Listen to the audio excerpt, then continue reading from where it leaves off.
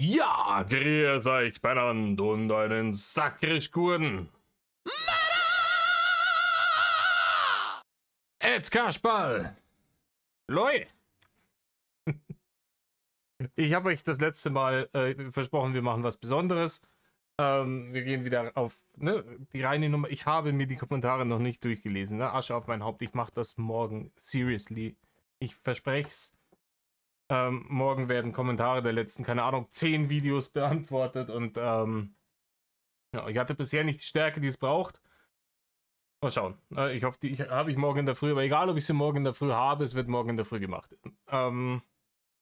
Heute, Leute, heute haben wir, weil es sich auch mehrfach gewünscht wurde, hier Draches Meinung. Wir fangen bei Draches Meinung Nummer 2 an, Tomate Mozzarella Salz, weil ich Nummer 1 nicht gefunden habe. Ich check das nicht, warum bei solchen Sachen immer Part 1 das ist, was fehlt. Immer wenn ich wenn ich im Internet, vor allem auf YouTube, über irgendwas stoße, bla bla bla, Part 2, denke mir, oh, das hört sich interessant an, aber wo ist denn Part 1?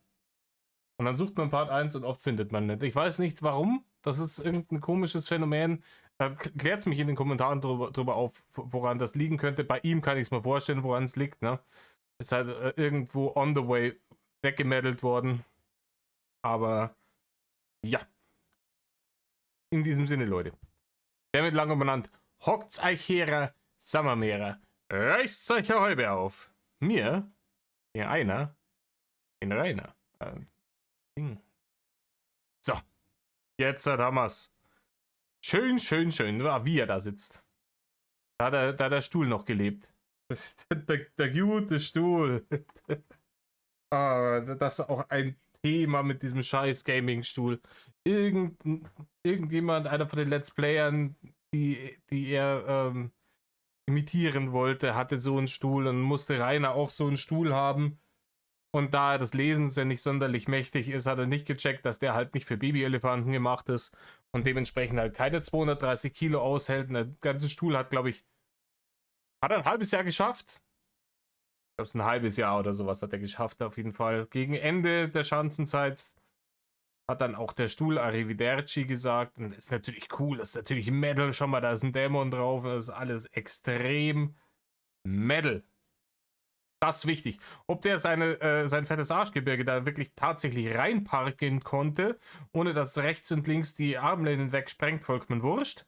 Metal muss er sein. Irgendwie, und irgendein anderer Dulli im Internet hat ihn ja auch. Dementsprechend, let's go. Geh mal rein. So, Metal, Leute. Metal Rainer. Servus und ein herzliches Willkommen beim Drachen. Ich weiß nicht, ob das immer so herzlich ist, das Willkommen bei ihm. Die Art und Weise, wie vor allem irgendwelche Besucher vor dem Tor willkommen geheißen wurden, die war jetzt nicht sonderlich einladend, sagen wir es immer so.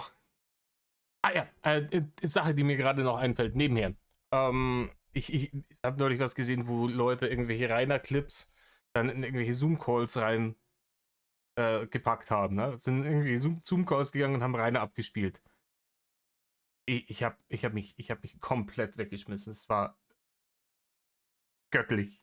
Vielleicht reagieren wir da auch mal drauf, aber ich weiß nicht, ob man da so gut drauf reacten kann. Ne? Ich finde es halt einfach lustig. Im Zweifelsfall schaut es euch an, hier Drachenlord, Zoom-Call auf YouTube. Es ist wirklich funny. Oh, und ich sehe gerade, wir sind hier in der Zeit, als ich immer wieder der Meinung war, er muss sich einen Ohrstecker stechen. Das ist auch geil. Der Mann mit der fragwürdigsten Körperhygiene in ganz Bayern sich da Ohrstecker sticht. Und immer wieder, der hat ja mehrfach welche gestochen. Und jedes Mal hat danach dieses Ohr ausgesehen wie so ein rote Beete-Salat. Und Sift und knallrot. Und es ist unfassbar, dass er es einfach nicht geschissen gekriegt hat, so einen scheiß Ohrstecker so lange irgendwie sauber und desinfiziert zu halten, bis er verheilt ist. Punk-Kids, die auf der Straße leben, kriegen das hin. Ne? Ja, heute mal etwas anderes. Letzte Folge hatten wir die Monster Energy Dosen. Ja, wie gesagt, die Monster Energy Dosen habe ich nicht gefunden. Vielleicht finde ich sie nochmal, aber das mache ich dann an einem Tag, an dem nicht der erste richtig, richtig geile Sommertag in dem Jahr ist. Weil ich nehme die Scheiße jetzt hier auf und danach verpiss ich mich nach draußen. Das sei auch gesagt. Ne? Ich mache das gern für euch, aber den ganzen wunderschönen Tag werde ich nicht dafür opfern. Danach bin ich draußen erstmal ein paar Stunden. Unverschämtheit, ja. Das ist doch hier wieder Ding. Eine Sekunde, ich suche euch was aus. Ne? Er sitzt da, macht seine Videoaufnahme an. Die Scheiße, hier sind wir bei 30 Sekunden. Aber sein Metal-Leute kam bei 17 Sekunden. Die ganze Scheiße hier läuft 15 Sekunden. Draußen fährt ein LKW vorbei. Und Leute, ich war schon in Schauerberg, da fahren selten LKWs vorbei. Da ist wirklich, oder vielleicht war es der Bulldog, vollkommen wurscht. Es ist wirklich eine sehr ruhige Gegend.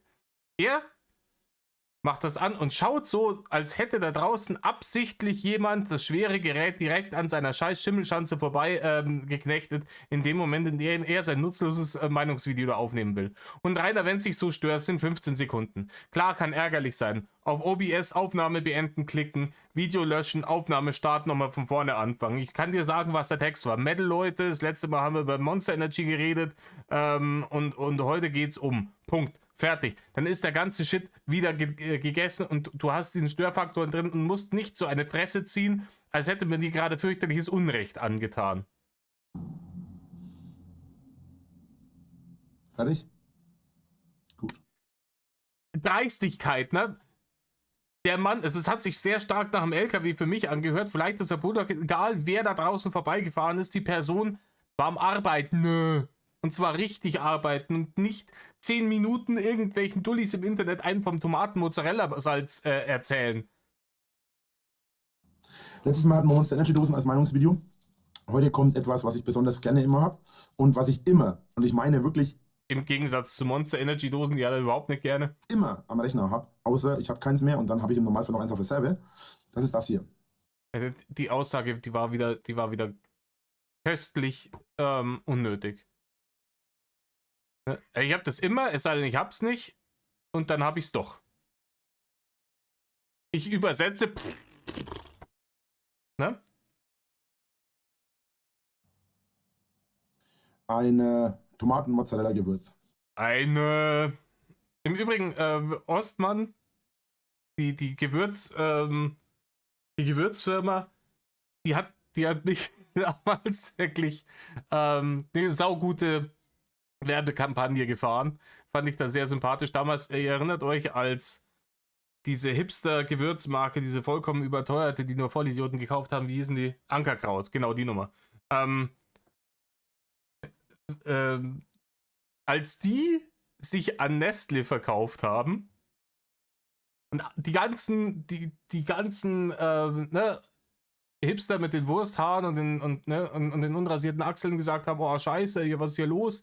Oh, wie können die nur? Natürlich waren die in for the money. Digga, die haben euch Zucker mit ein bisschen Zimt für 12 € verkauft. Ne? Und jetzt wundert man sich, dass die für ein bisschen Geld irgendwie ihre großen Ideale, die haben euch halt verarscht, Leute. Das war performatives Word News Signaling at its finest. Ne? Auf einmal sind sie alle, und nein, wie können die nur? Ja, auf jeden Fall. Hier, Ostmann hat damals eine Werbekampagne geschossen mit dem, wo sie geschrieben haben, hier, unsere Gewürze, viel Geschmack ohne Geschmäckle oder sowas, ne? Fand ich gut. Wie viele von euch schon gemerkt haben dürften, ich liebe, du bleibst hier, ich brauche ihn noch. Wie viele von euch schon gemerkt haben dürften in Streams und auch in Videos glaube ich noch nicht, aber in Streams auf jeden Fall, ich liebe Mozzarella. Aber ja, man mag das vielleicht irgendwann mal mitbekommen haben, ne? Dass du Mozzarella liebst. Wenn die ganze Mozzarella-Kugeln auf einmal wieder in den Schlund geschoben, da klappt sich dann unten der Unterkiefer nochmal aus und rein damit. Ich esse Mozzarella auch blank, ja? Auch ohne Salz, auch ohne Pfeffer, auch ohne das geile Gewürz hier. Ganz ehrlich, Mai auch. Ne? Da habe ich manchmal auch ganz einfach so ein paar Scheiben, ne, so ein Mozzarella-Ding, ein paar Scheiben gelegt und dann halt mit auf dem Brotzeittisch und einfach mal eins reinsnacken. Easy. Nicht als einziges Lebensmittel für eine ganze Mahlzeit, aber Aber Mozzarella esse ich tatsächlich gerne auch mal so. und Leute, ich wette was. Ich sage euch genau, warum Reini zwischendurch immer gern Mozzarella frisst. Und zwar, es gab ich weiß nicht, ob das noch aktuell ist, aber ich habe damals einen Spätzle gehabt, so um die 2010 rum, ne? Ein bisschen davor, glaube ich. Ich glaube, ein bisschen davor, so 2007, 8, 9, in dem Bereich, ne? Habe ich einen Spätzle gehabt und der hat damals Bodybuilding gemacht und hat gesagt, ja, hier, er isst zum Beispiel in der Mittagspause bei sich in der Arbeit, isst er nur Mozzarella. Da haut er sich irgendwie 3, 4 so Mozzarella-Kugeln rein, weil da ist kein Zucker drin und es hat viel Eiweiß und so weiter und das ist gut für den Muskelaufbau, bla bla bla. Und ich wette was, dass das damals irgendwie rumgegangen ist und Reini hat das irgendwie mitgekriegt, oh ja, hier die ganzen aufgepumpten Dudes, die fressen alle Mozzarella und deswegen hat er sich gedacht, macht er das auch, dann sieht er auch irgendwo so aus. Ja? Dass ohne Sport zu machen, die Zufuhr davon einfach nur weitere Kalorien sind, die sich irgendwo im Arschgebirge niederlegen, wie der Frühlingsschnee in den Alpen. So weit hat er wieder nicht mehr gedacht, aber hey, schöner Mensch ist er, schön, schön. Vor allem, keine Ahnung, wenn du dir keinen richtigen Bart wachsen lassen kannst, dann lass bleiben, dieser Puzzle da unten. Es sieht halt wirklich, boah, es sieht nicht schön aus, ja. Aber am liebsten ist es mir tatsächlich mit ja, Mozzarella, Tomaten-Mozzarella-Gewürz. Jetzt sagen viele, ja, Tomaten-Mozzarella-Gewürz. Jetzt sagen sie, ja, Tomaten-Mozzarella-Gewürz, sagen sie nicht, Rainer, sagen sie. Und noch dazu, was du jetzt sagen willst, ist wahrscheinlich ist es Salz einfach mit ein bisschen getrockneten Oregano und fertig und kostet halt das Dreifache, als wenn du es selber machst. Und du isst den Mozzarella blank, du müsst doch eigentlich Tomaten dazu essen. Und ich sage einfach, warum? Reini, das hat nie irgendjemand gesagt. Du musst nicht Tomaten dazu essen. Rainer, du kannst dieses Tomaten-Mozzarella-Gewürz auch über ein Steak drüber tun, wenn dir das schmeckt. Es interessiert legit einfach keinen Menschen auf diesem Planeten. Dieses Bild wieder. Auch dieses Bild wieder. Warum eigentlich? Ich liebe Mozzarella so sehr, dass ich es tatsächlich schon mal so gemacht habe. Dass du live im Stream einen Heiratsantrag gemacht hast. Was ist los? Was hat er gemacht, der Mozzarella? Hat er Geld gespendet auf YouNow oder er ist auf den Discord gekommen und hat dir seine Telefonnummer gegeben? Hast du schon Pimmelbilder an Mozzarella geschickt, Reini? Das war noch in meiner Schulzeit, dass ich in der Schulzeit, wir hatten nicht Pause, sondern wir hatten Pause, aber Ich kann das nicht mehr.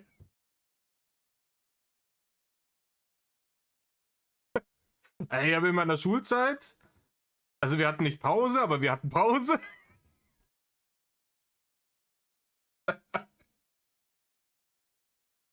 Bei Renner spätestens jetzt, wir sind 1,5 Minuten in der Nummer. Ne?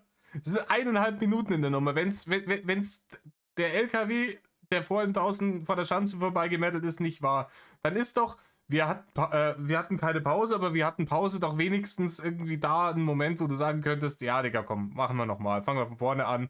Vielleicht, keine Ahnung, mache ich mir tatsächlich mal die harte Arbeit und schreibe 3 Zeilen Skript dahin, dass ich vielleicht die ersten 2 Minuten überstehen kann von so einem Video, ohne über meine eigene Zunge zu stolpern.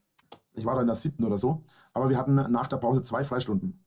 Also bin ich hergegangen, bin in den nächsten Edeka gegangen, wir hatten nämlich Edeka um die Ecke bei der Schule und das durften wir als Siebtklässler durften wir das auch.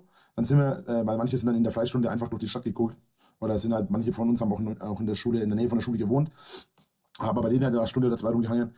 Ja, und ich bin... Ja, das ist so eine Nummer. Ja? Du hast dann Pause und 2 Freistunden.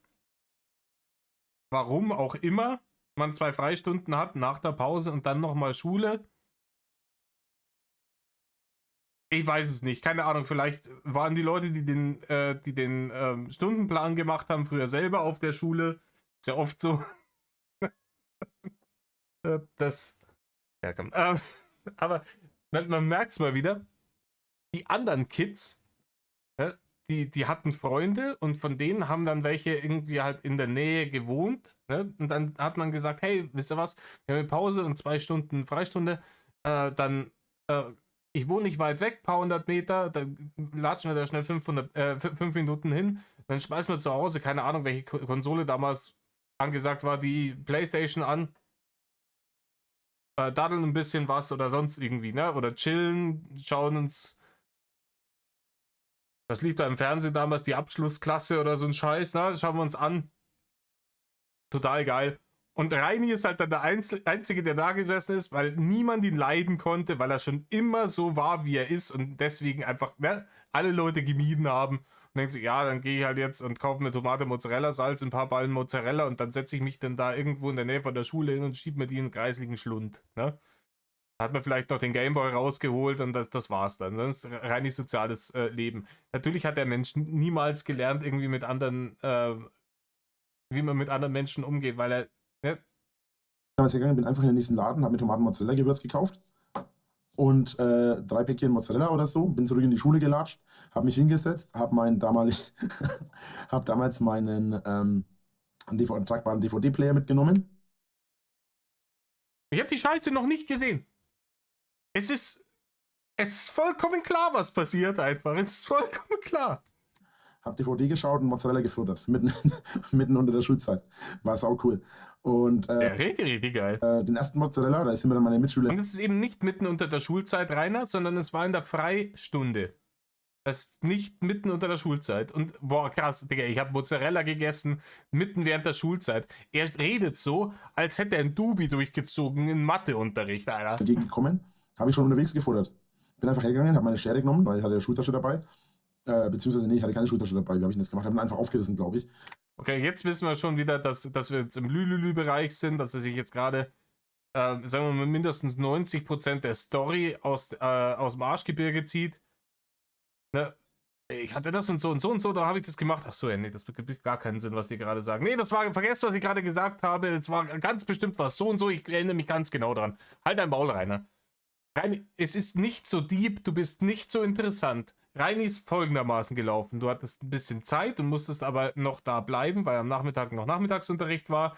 Deswegen bist du zum Supermarkt gemeddelt, hast dir was zum Fressen geholt in deinen beschränkten Möglichkeiten, sowohl kognitiv als auch finanziell. Hast dich dann da irgendwo hingesetzt, hast eine DVD geschaut, Pokémon oder was weiß ich, und hast dir das ins Arschgebirge geschürt. Punkt. Ne? Das hast du deswegen gemacht, weil du keinen sozialen Umgang hattest, weil du schon immer ein Hufeisenbesitzer warst. Fertig. Geschichte beendet. Gehen wir zum nächsten Video. Hab dann einfach das Wasser in den Abfluss gekippt, der an der Straße war. Nein, Rainer, das ist hochkriminell. Mitten während der Schulzeit auch noch. Und bin dann einfach, ne? Jetzt ist er raus. Jetzt ist Bluescreen. Vom inneren Auge im Ogerstübchen ist jetzt hier schwerer Ausnahmefehler. Windows 98, das. Oh, na, was ist hier los? Bin dann einfach zurück zur Schule gelaufen und hau mir da unterwegs dann fett Mozzarella-Gewürz auf mein Mozzarella und Futter Mozzarella. Das ist gemütlich, ja. Stellt ihn euch vor, wie er dann da durch den Ort, durch Bad Windsheim wongelt. Der kleine Reini reißt sich so diese Mozzarella auf. Ich weiß nicht, was er mit der Lake gemacht hat. Wahrscheinlich hat er sich da komplett vollgesaut damit, haut sich da das Salz drauf und schiebt sich das in die Fresse. Ich weiß nicht, keine Ahnung, wenn irgendjemand ein Kind hat, das vielleicht ein bisschen kognitive Schwierigkeiten hat und sich fragt, boah, vielleicht soll ich mir mal da in dieser Dulli-Schule in Bad Windsheim mal anhören, was die dazu zu sagen hat, aber ich finde da nicht hin. Die werden den auf der Straße gesehen haben und gesagt, okay, wir folgen einfach dem, weil der ist safe auf dem Weg dahin. Und kommst du Mitschülern gegen, was machst denn du? Bist du am Fressen? Also, was heißt hier wieder? Ich habe den ganzen Tag nichts gegessen. Ja, Rainer, du hast immer den ganzen Tag nichts gegessen. Ja, Rainer, und wenn ich erst um 16 Uhr aufstehe, ne, dann aber um 7 in der Früh mir noch 2 Tiefkühlpizzen in die Fresse geschoben habe, bevor ich ins Bett gegangen bin, dann zählt das nicht als den ganzen Tag nichts gegessen. Ja. Und dann haben wir ein bisschen verarscht. Und dann habe ich gesagt, tja, ihr wisst eben nicht, was Mozzarella ist, ne? Also, Doch, die wissen, was Mozzarella ist. Reini, die kommen halt aber nicht auf die Idee, sich das einfach so willy-nilly in die Fresse zu schüren, mitten auf der Straße, mit ein bisschen Tomate, Mozzarella-Salz. Ich wette was, die sind halt bei denen irgendwie zu Hause gewesen und haben sich da irgendwas aus dem Kühlschrank gegönnt oder Brotzeit gemacht oder sonst irgendwas. was? Naja, Pech. Und bin weitergelaufen. Tomaten, Weil jetzt hast du es denen richtig gegeben. Die sind sicher nochmal nach Hause und haben geweint bei Mami.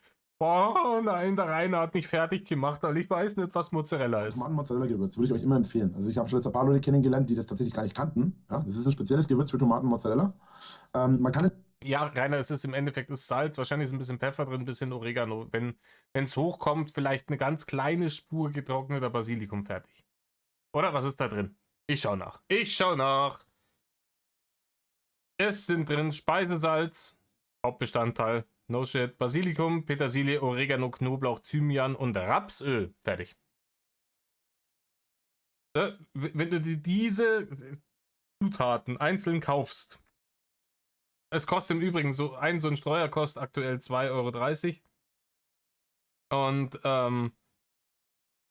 wenn du die einzeln kaufst, kannst du kiloweise davon machen für ein Apfel und ein Ei. Aber sei es drum.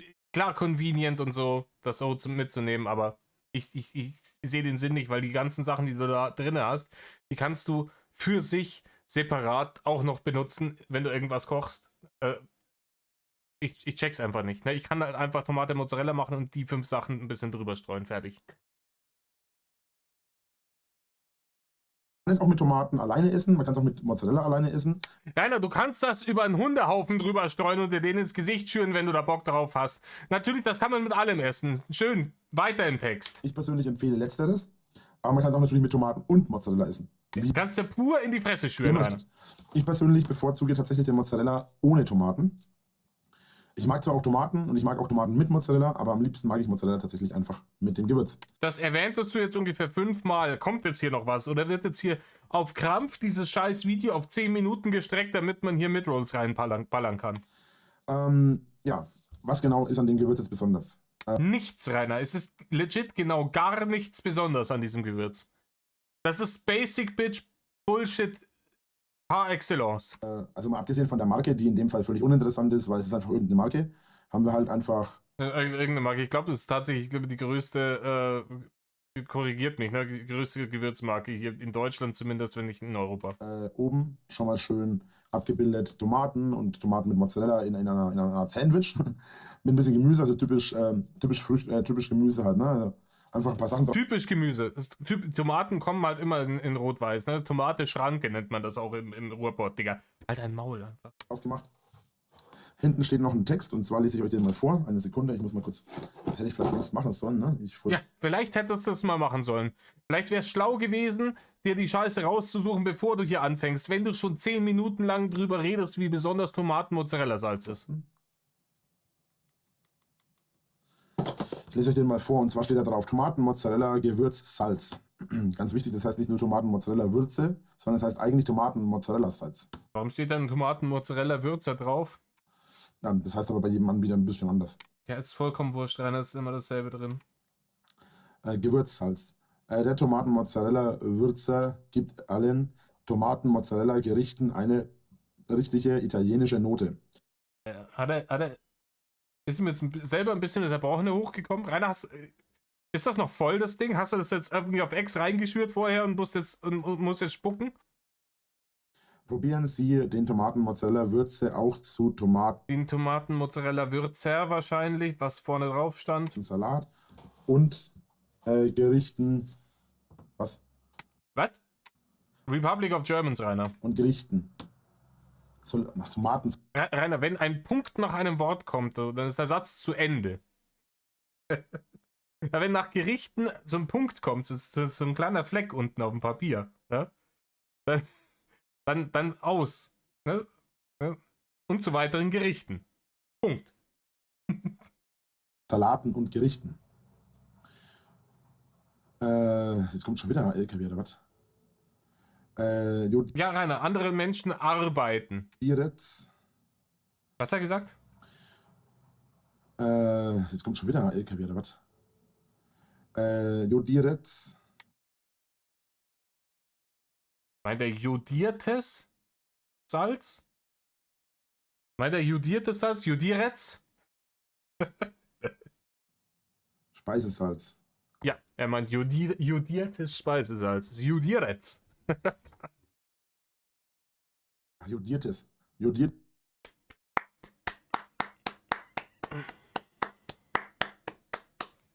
Ich bin stolz auf dich, Rainer. Ich bin stolz auf dich. Speisesalz. Salz. Salz. Jetzt hat er gemerkt, okay, ich bin offensichtlich zu dämlich, sogar die scheiß Zutatenliste von diesem scheiß Tomaten-Mozzarella-Salz vorzulesen. Leute, ich habe euch gerade vorgelesen, da sind 6 Zutaten drin. Das kriegt er nicht hin. Ne? Es ist ja auch nicht so, dass da Platz genug drauf wäre auf dieser kleinen Dose, dass du dann einen ganzen Bibeltext draufschreiben kannst. Er ist zu dämlich, das zu lesen. Er hat ja Judidex oder was er gerade gelesen hat und dann gemerkt, okay, ich bin offensichtlich dumm. Achso, das ist nur die Zusammenhaltung. Also da ist drinnen Salz, Kaliumjotat, das ist Jod, also, ne, das ist nicht das Zeug, was man auf Wunden draufhaut, aber sowas ähnliches. Doch, Rainer, ist genau das, was man auf Wunden draufhaut. Ne? Also, Jod ist Jod ist Jod. Das ist von der Bei Jod müsst ihr übrigens aufpassen, geht auf die Nieren. Ja, Rainer, keine Ahnung. Gesundheitstipps, gerade was Ernährung angeht, die hole ich mir dann doch, glaube ich, lieber woanders und nicht bei dir. Hast du dir mal angeschaut in den letzten Jahren? Ne? Wie viel Milz wie viel Gallenblase hast du noch, Rainer? Ist schlau von dir, vielleicht Ernährungstipps zu holen, oder sollte man sich die nicht doch irgendwo literarisch bei jedem anderen Menschen auf diesem Planeten holen? Also nicht zu viel Jodsalz benutzen. Petersilie, Basilikum, Oregano, Knoblauch, mein Lieblingsfavorite. Aber Rainer, du hast doch gar kein Lieblings. Das ist sogar sein Lieblingsfavorite, also sein Lieblings. Knoblauch ist sein Lieblings. Also er hat sogar nicht nur keinen Lieblings, sondern er hat sogar ein Lieblings von den Lieblingen. Ich höre schon auf. Thymiane. Thymiane! Oh, ich will es doch mal hören, warte. Ach, das geht hier wieder nicht, ja. Benutzen. Petersilie, Basilikum, Oregano, Knoblauch, mein Lieblingsfavorite. Und jetzt nochmal. Also schaut euch auch den Blick dazu an. Ich gebe euch kurz Zeit, holt das Handy schnell aus der Tasche. Schaut euch den Blick dazu an. Thymiane. Thymiane! Trennmittel. Vor allem vorher noch. Thymiane! Siliziumdioxid. Ich habe das noch nie gelesen. Was zur Hölle haue ich mir da auf meinen Mozzarella drauf? Rapsöl. Öl. Das Zeug ist doch gar nicht flüssig. Egal.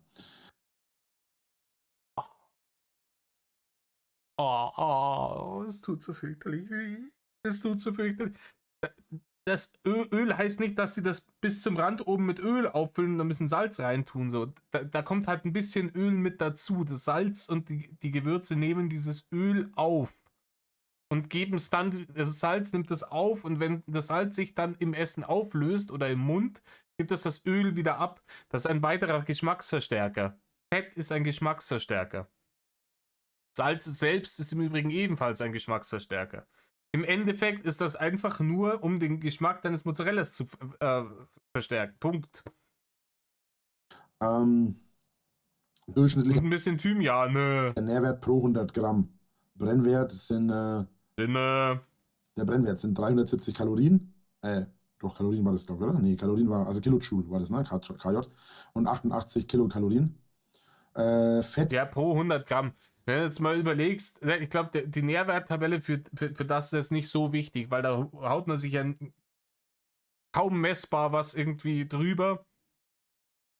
Und wenn 100 Gramm 80 Kalorien haben, so Wayne Train. 2,2. Davon gesättigte Fettsäuren 0,3 Gramm. Kalorienhydrat, bla bla bla bla. Ja, werde ich jetzt nicht jedes Mal vorlesen, aber. Ja, es ist so wild. Es ist wie bei seinem Sportprogramm, Drache läuft und sowas. Es wird wie bei allem, was er gemacht hat. Es wird angefangen, dann wird festgestellt, oh, das ist ein bisschen schwierig. Dann hören wir jetzt einfach auf. Rainer, ich könnte dir die Rückseite von dem Ding hier in einer halben Minute vorlesen, ohne Probleme, Cars Bissen. Alles, was da drauf steht, kriegst du in einer halben bis einer Minute vorgelesen. Minuten, wollte ich gerade sagen. Tomatenmozzarella, das kann ich echt nur empfehlen. Also es ist ein richtig geiles Gewürz für richtig geile Tomaten, für richtig geiles Mozzarella und für, keine Ahnung, diverse andere. Habt ihr gesehen? Jetzt hat er gerade nochmal geschaut, wo sind wir denn? 7 Minuten. Oh, Dreck. Jetzt muss ich noch 3 Minuten schwallen, damit wir Midrolls reinballern können, damit Barne gibt, Digga. Ach, verdammte Axt. Und jetzt habe ich aber schon 3000 Mal gesagt, hier Tomaten-Mozzarella-Gewürz ist richtig, richtig geil, wenn man es auf Tomaten oder auf Mozzarella tut oder auf beides. So. Oh, Rainer gibt einen Tipp, noch ein bisschen Balsamico dazu und ein paar frische Basilikumblätter. Gerichte, die man mit Tomaten und oder Mozzarella machen kann. Ich persönlich bevorzuge ja tatsächlich einen Tomaten-Mozzarella-Salat auch. Ja, das haben wir gesehen, Reini. Das war, glaube ich, das zweite Video, auf das ich jemals reacted habe. Wie du Tomaten-Mozzarella-Salat gemacht hast. Es ist vollkommen Hanebüchen. Es war halt normalerweise, ne, Tomaten-Mozzarella-Salat ist, du nimmst Tomaten und du nimmst Mozzarella. Wenn du ganz wild bist, kommen noch ein paar Zwiebeln oder sowas dazu. Ne? Salz, Pfeffer, Basilikum, Balsamico, fertig. Bisschen Olivenöl. So. Bei Reini kam da, ich weiß nicht was alles noch rein. Gerade was da war, glaube ich. Eine Paprika. Und auf jeden Fall hat er gemeint, hier ist eine Fleischwurst, diese Billo-Fleischwurst mit diesem großen Radl. Die auf jeden Fall kann man reinmachen. Er hätte das natürlich nicht gemacht, haben wir gelacht. Und ein Bordelaise-Filet hat er sich auch noch dazu geschossen. Ne? So ist traditionell italienische Küche, hat er auch von der Omi gelernt. Kommt aber nicht nur Tomaten-Mozzarella rein, sondern auch Gurken. Noch In Tomaten-Mozzarella-Salat kommt keine Gurken, du Depp. Schafskäse oder Ziegen. Stimmt, den hat er auch noch dabei. Schafskäse kommt da nicht rein, Ziegenkäse auch nicht. Reiner Tomaten-Mozzarella-Salat ist das einfachste Gericht der Welt, weil es sagt dir alle Zutaten, die du brauchst, bereits im Namen. Das ist Hüttenkäse und sowas in die Richtung. Ja, und noch verschiedene andere Sachen. Also meistens habe ich Kirschtomaten rein, ne, die halbiere ich dann einfach. Oder viertel sie dann auch noch, je nachdem wie groß sie sind. Welche Tomaten du dafür nimmst, vollkommen wurscht. Das ist absolut dein eigener Gusto. Je nachdem wie ich Lust habe. Und was man auch noch richtig gut machen kann, man kann auch noch Nudeln mit reinhauen. Wenn ihr zum Beispiel Tortellini macht. Einer, das ist ein Nudelsalat. Das ist so geil. Tortellini. Die Fertig-Tortellini. Sind es jetzt die Sahne-Schinken-Fertig-Tortellini, wenn er sich die noch dazu ballert?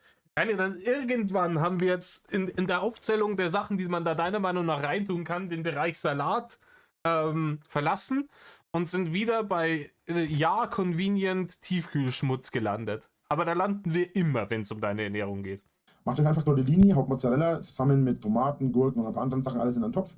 Boah, das passt so überhaupt nicht. Ich mag Salatgurken gar nicht. Ich hasse das. Ne? Aber, nee. Tut nicht, was Rainer tut. Tut das nicht. Wenn ihr Tomaten-Mozzarella-Salat machen wollt, nehmt Tomaten und Mozzarella. Und dann habt ihr eigentlich einen perfekten Salat. Und richtig schön italienischen Salat noch dazu. Wenn ihr natürlich jetzt zum Beispiel... Ja. Da fragst du mal einen Italiener, ob das ein italienischer Salat ist, wenn ich einfach Tortellini mit Gurken, Tomaten, Mozzarella, Feta. Was hat er noch gesagt? Zusammenschmeiß, ob das dann ein geiler italienischer Salat ist. Wie man so dämlich sein kann. Wenn ihr Vegetarier seid, könnt ihr zum Beispiel auch Tortellini ja mit Gemüsefüllung nehmen. Das geht auch. Ja, aber dann würde ich auch den Mozzarella weglassen, du Depp. Man muss jetzt nicht zwangsläufig eine Fleischfüllung nehmen. Ich zum Beispiel habe momentan sowohl Tortellini mit Fleischfüllung als Also bei Veganern zum Beispiel. auch mit Ding hier. Ne? Ja, mit Schmutz, Rainer. Die Tortellini, die du dir gekauft hast, sind die allerbilligsten billig Tortellini. Die werden vielleicht mal irgendwo an ein bisschen am Hackfleisch vorbeigeführt. Der Rest da drin ist mit Geschmacksverstärkern vollgepumptes, angefeuchtetes Sägemehl. Mit Gemüsefüllung. So viel dazu. Gut, ja, zum Tomaten-Mozzarella-Salz fällt mir jetzt nicht besonders viel ein. Ja, offensichtlich. Du erzählst mir seit 8 Minuten dieselbe Scheiße im Dauerloop. Ist eines meiner favorisierten Gewürze. Das erwähntest du bereits! Ich mag ja verschiedene Gewürze, zum Beispiel bin ich ein großer Fan von Rosmarin und von Thymian. Basilikum mag ich auch sehr gerne. Du meinst Thymian, ne?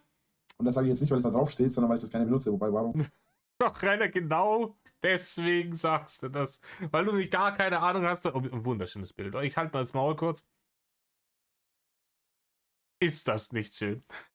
Das ist wirklich bezeichnend. Im Übrigen, auch das, ne, unsere Primatenvorfahren haben irgendwann mal festgestellt, so dass diese abknickbare Trauben, dass das eine super praktische Sache ist. Rainer hat sich einfach wieder bewusst dagegen entschieden. Rainer ist auf einer Mission, die Evolution rückwärts durchzulaufen. Muss man den überhaupt mit drauf gestanden? Warte mal. Petersilie. Aber das macht er nur, damit man jetzt hier, der hält die Hand jetzt so nur, damit man diesen Kratzer gut sehen kann, den er wieder an seinem Patschehändchen hat.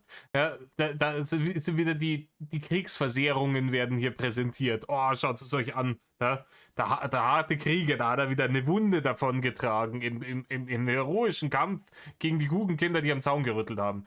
Nee, Rainer, da hast du einfach mal wieder durch deinen eigenen Zaun durchgelangt und bist an deinem eigenen scheiß Stacheldraht hängen geblieben. Dumm, wie du nun mal bist. Nero. Warte mal, nochmal. Salz. Rainer, wenn du es vorher gescheit durchgelesen hättest, dann wüsstest du jetzt, was da drin ist. Ja, Rosmarin steht zum Beispiel gar nicht mit drauf. Ja, Curry bin ich Ja, weil wahrscheinlich kein Rosmarin drin ist, du Dulli. auch großer Fan und natürlich Paprika. Ne? Das ist so. Ja, kannst auch gleich noch in Tomate-Mozzarella reinhauen. Curry, absolut italienischer Klassiker, Digga. Sowieso am geilsten sind sowieso Paprika, Curry, Salzpommes. Hört sich erstmal eklig an. Ist ja Weiß nicht, keine Ahnung. Auch wenn ihr Pommes-Gewürz jemals gekauft habt, ne? Nicht machen. Einfach nicht machen. Pommes-Gewürz ist Salz, Pfeffer und ein bisschen Paprikapulver, Digga. Nehmt Rauchpaprikapulver noch mit dazu, in geringen Mengen einfach rein und fertig. Ein bisschen Salz, ein bisschen Pfeffer, ein bisschen Rauchpaprikapulver und schwenkst die Pommes da drin. Passiert. Alles gemacht, kein Pommesgewürz kaufen, bitte. wirklich geil. Also einfach einen mittelscharfen Curry, dazu rosenscharf oder sogar sehr scharf, wenn man es mag, Paprika und dazu Salz auf die Pommes streuen, ordentlich vermischen, passt, perfekte Pommes. So, was man auch mit denen hier machen kann, man kann auch das hier draufhauen, würde ich jetzt aber nicht so empfehlen für Leute, die nicht so der große Fan von Basilikum oder sowas sind. Quatsch, Basilikum von Tomatengewürzen. So, genau, das war's dann. Keiner, dass ein Gewürz für Tomaten, nicht aus Tomaten. Ja, aber Soweit von mir erstmal dazu, dann war auch das meine Meinung heute. Wie lang ist das Video? Mal kurz gucken. ja, mal schauen, ob man schon Midroll schalten kann. Schiegel!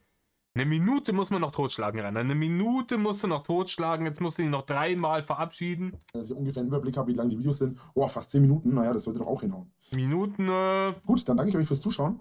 jetzt zu tun. Oh, zufällig, fast 10 Minuten. Krass, ja, sind wir schon so lang. Rainer, du hast die ganze Zeit hier auf den Zweitbildschirm geschaut und hast geschaut, oh, wie weit sind wir? 9 Minuten. Jetzt muss noch eine Minute hin. Ab 10 Minuten kann ich Midroll schalten. Bis zum nächsten Mal. In der nächsten Folge reden wir mal über Milch und warum ich lieber 1,5 Liter Milch nehme oder anstatt 3,5 oder ähnliches. Fettprozent, nicht Liter. Ich kaufe meine Milch in 1 Liter Tetrapack, Reini. 1,5 Liter wäre mir zu viel. Da wird, glaube ich, öfters mal was schlecht werden. Oder so viel Milch brauche ich selten. Es sei denn, ich mache halt irgendwie, keine Ahnung, ein Müsli oder ein Milchshake oder so ein Shit. Tschö. Tschö. Und damit müsst ihr Wichser klarkommen, nicht ich. Also haut ab und... Okay, wo sind wir denn? 38 Minuten, ja, Digga, das kann ich nicht machen. Das kann ich nicht machen, 38 Minuten ist erbärmlich. Gerade für ein Ding, das ich am Wochenende aufnehme. Das könnte ich unter der Woche, könnte ich das rechtfertigen, dann sag hier Malochene und so weiter und so fort, aber ich hänge euch noch hier Part 3 dran. Ich bin gespannt, was es ist. So, Leute, da sind wir wieder. Wir sind jetzt bei Part 3. Im Übrigen, ich schaue mir das auf Odyssey an. Spiegelord-Kanal auf Odyssey. Liebe gehen raus. Spiegelord war der Haupt-Re-Upper damals, als ich angefangen habe mit der ganzen Nummer hier über Reini. Und genau, da auf jeden Fall Respekt. Der Mann hat sich sehr viel Mühe gegeben. Ich glaube, der hat, beim 18. Kanal, den sie weggemeddelt haben, hat er dann irgendwann gesagt, ja, jetzt ist gut, jetzt kein Bock mehr. Aber 18 Kanäle hat er gemacht, wo er uns mit viel Re-Ups und dergleichen die Möglichkeit gegeben hat, auf die Scheiße zu reacten, ohne bei Reini wirklich hier mit Klicks hartes Geld da lassen zu müssen. In diesem Sinne, Leute, weiter geht's. Fettarme Haarmilch will er uns jetzt verkaufen. Ne? Das Tomate-Mozzarella-Salz, da sind wir schon überzeugt. Ich wette was, jeder von euch hat das schon in seinem Warenkorb irgendwie beim Online-Händler eures Vertrauens. Oder hat sich auf einen Einkaufszettel geschrieben. Jetzt, nächstes Ding ist Milch. Ja? Am Ende dieser Nummer, wenn er jetzt noch alles, was er im Kühlschrank drin hat, einmal kurz vorgestellt hat, um da Content rauszuknechten, könnt ihr so ein richtiges Drachenmahl nachkochen. Ist das was? Auf geht's. So Leute, das werde ich mir in Zukunft angewöhnen, dass ich am Ende von der Folge immer noch sage, über was wir in der nächsten Folge quatschen. Vorausgesetzt, ich krieg das hin. Ich bezweifle das, Rainer. Wahrscheinlich hast du es bis zum Ende dieser Folge schon wieder vergessen. In den nächsten 7 Minuten. Wir sehen, es veränderte sich nichts. Die Haare sitzen genauso, dasselbe, Scherder an, die ganze Nummer. Er nimmt die Scheiße einfach hintereinander auf. Reini hat sich gedacht, weißt du was, ich stelle jetzt einfach alles, was ich hier im Haus habe, irgendwie in Reichweite meiner Fettgriffelchen und mache über jedes drum ein 10-Minuten-Video. Und dann knechte ich einfach raus. Ja, die lade ich alle hoch und dann kommt die nächsten 20 Tage jeden Tag eins von diesen Videos raus. Und das habe ich dann schön an einem Nachmittag die harte Arbeit gemacht und dann kann ich mich 3 Wochen lang am Arsch lecken lassen. Das war das, was er sich gedacht hat. Das hat, glaube ich, auch vergleichsweise funktioniert. Ja, der YouTube-Algorithmus wird es wahrscheinlich nicht so gefeiert haben, aber... Also, wir haben im Meinungsvideo heute das Thema Haarmilch. Und zwar nicht nur irgendwelche Das Haar für... Entschuldigung, der Frosch im Hals. Haarmilch, sondern Haarmilch mit 1,5% Fett. Und warum ich die lieber trinke. Also, Rainer, das macht literarisches Kraut nimmer fett bei dir. Ob du jetzt da fettarme Milch, ist bei dir schon vollkommen wurscht. Hey, hau dir die Vollfett-Variante rein. Es ist dir doch eh alles scheißegal. Klar, fettärmere Milch, gerade für jemanden, der keine Galle mehr hat, wäre eine sinnvolle Sache, aber daran denkt Rainer nicht. Ne? Er schert sich ja trotzdem irgendwie die Tiefkühlpizza und den ganzen anderen Scheiß, die Schinken-Sahne-Tortellini, den Ofenkäse und den ganzen anderen Schmutz, Chips und alles rein. Egal wie fettig das ist, vollkommen wurscht, ob er das noch verstoffwechseln kann, weil keine Galle mehr aufgrund von übertriebenem Monster Energy Konsum. Egal. Er erzählt euch jetzt, warum die fettarme Variante nimmt und es wird sicher einen dummen Grund haben. zunächst mal, ja, Ist der Thymian drin? von wem die Milch ist, ist erstmal völlig uninteressant. Natürlich kann man ein bisschen darauf achten, dass man vielleicht, das habe ich jetzt nicht selber darauf geachtet, aber ich achte normalerweise ein bisschen darauf, wo die Milch herkommt. Ja, normal. Mich hat es auch gewundert, dass es die Ja-Milch ist, aber es ist dieselbe Farbgebung, ne? Nur umgekehrt. Ja-Produkte sind größtenteils weiß mit blau. Und hier ist größtenteils blau mit weiß, ist halt jetzt leider die teurere Milch gewesen, aber da er zu dumm ist, ein Preisschild zu lesen, war halt, hat er gedacht, ja, weiß und blau, das wird schon passen, ist dann schon so, nimmt's mit und dann hat er doch die teure Weinstefan-Milch gekauft. Habe das auch mal eine Zeit lang direkt vom Bauern bezogen. Ja, freilich, Rainer! Alter, der Winklersche Lügenblick wieder. Direkt von welchem denn? Wie heißt er denn, der Bauer? Von dem du immer deine Milch geholt hast. Ah, Digga. Also hier mit dem Pferdewagen. Hier mit der Pferdedroschke ist er da mit der Milchkanne hinten drauf. Einmal in der Woche zum Bauern drüber und hat sich frische Milch geholt. So ist das gelaufen. Wie in so einem alten Heimatfilm, Digga. Kannst du nicht ausdenken. Du kannst es dir nicht ausdenken. Verschiedenen Bauern.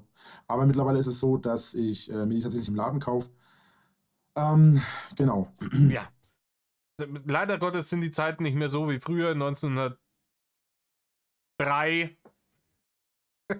1900er, du. Alter.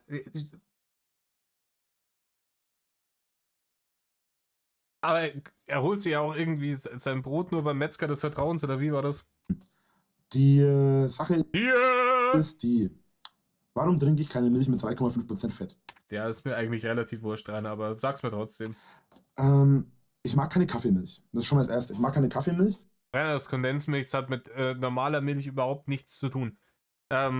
Obwohl mich wundert, dass du die nicht magst, weil die wird auch noch gesüßt, glaube ich. Ne? Oder nur selten. Ich benutze im Normalfall entweder Kaffeeweißer oder Haarmilch. Am liebsten sogar noch Haarmilch. Ja, ich hau mir, wenn ich Kaffee trinke, auch Haarmilch da rein.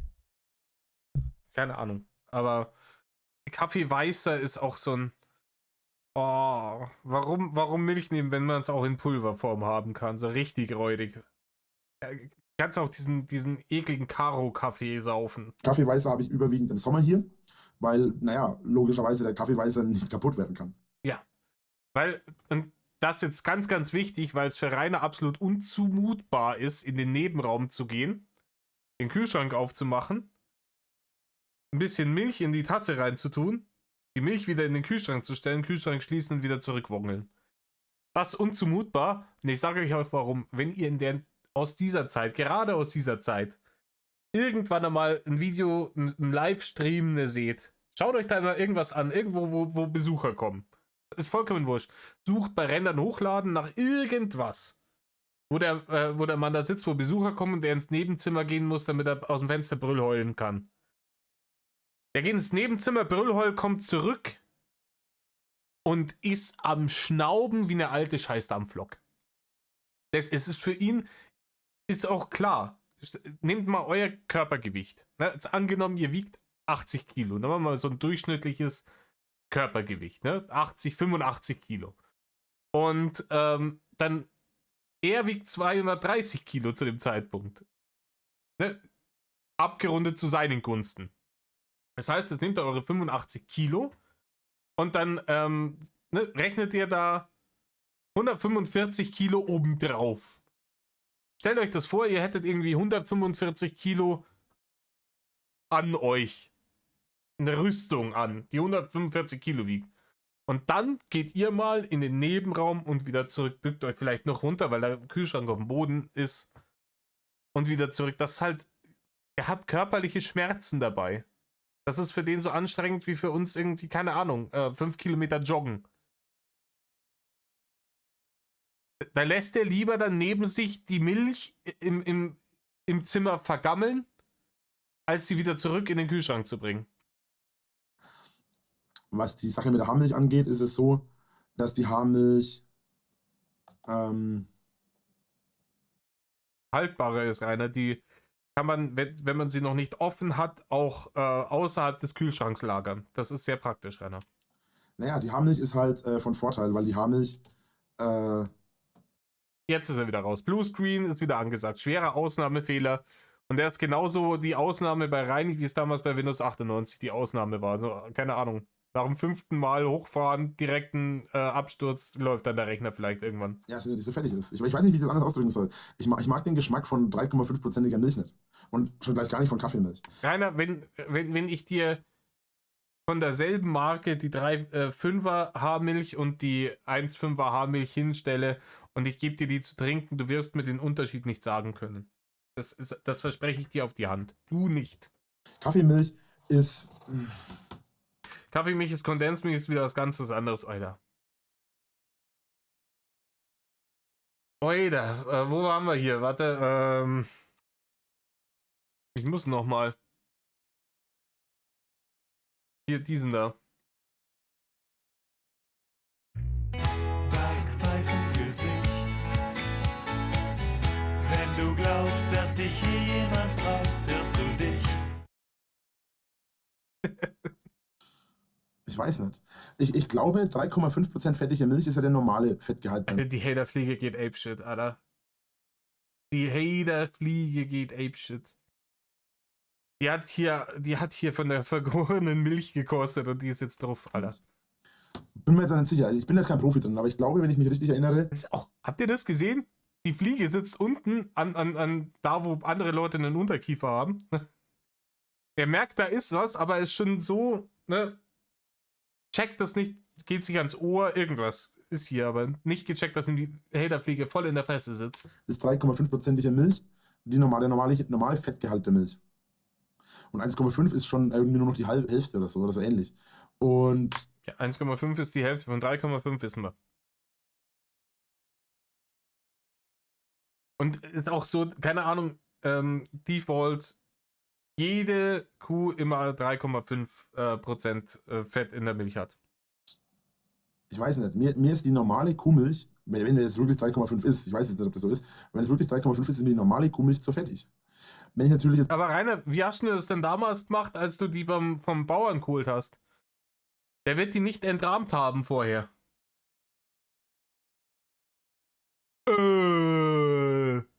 Scheiße, er ist wieder Bullshit dahergelabert, beim Lügen wieder erwischt worden. Oder glaubst du, dass der Bauer, der direkt mehr oder weniger abgezapft dir die Milch da in die Kanne getan hat, dass du da damals mit dem Pferdewagen hingewongelt bist, dass der die vorher irgendwie entrahmt hat, dass du deine 3,5%ige Milch, Haarmilch gekriegt hast, du Dulli. Milch vom Bauern bezogen habe, habe ich nicht darauf geachtet, ob das jetzt 1,5 oder 3,5 ist. Ach so, okay. Aber du hast doch gerade gesagt, dass die 3,5 so gar nicht schmeckt. Und wenn du nicht darauf geachtet hast, dann war es da wurscht, oder? Ist das Placebo-Effekt, oder? Aber im Normalfall, ja, bevorzuge ich wirklich die normale Haarmilch mit 1,5%. Ich schaue jetzt nochmal nach, wie viel Milch direkt hier aus dem Euter hat. Also, Milch fresh aus dem Euter hat zwischen 3,5 und 5% Fett, habe ich gerade. Also, ist ja auch logisch, weil 3,5 ist ja die Hälfte von 5.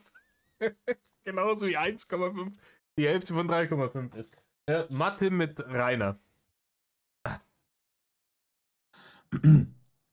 Außerdem finde ich die zum Backen von zum Beispiel von Amaletten. Was sind Amaletten?